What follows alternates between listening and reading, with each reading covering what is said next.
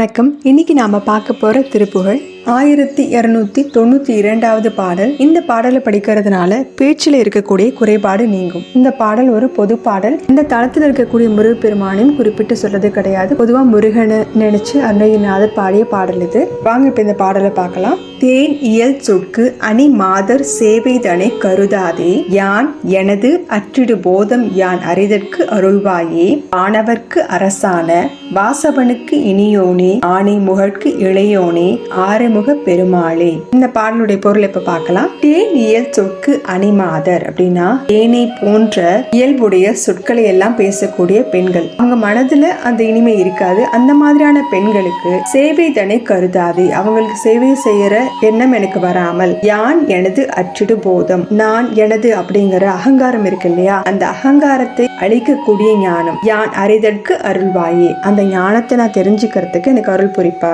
வானவர்க்கு அரசான வாசவனுக்கு, அதாவது தேவர்களுடைய அரசனான இந்திரனுக்கு, இனியோனே அவனுடைய மனதிற்கு இனிமையாக இருப்பவனே, ஆணை முகற்கு இளையோனே விநாயகருக்கு இளையவனாக இருப்பவனே, ஆறுமுக பெருமாளே ஆறு முகங்களை கொண்ட முருகப்பெருமானே.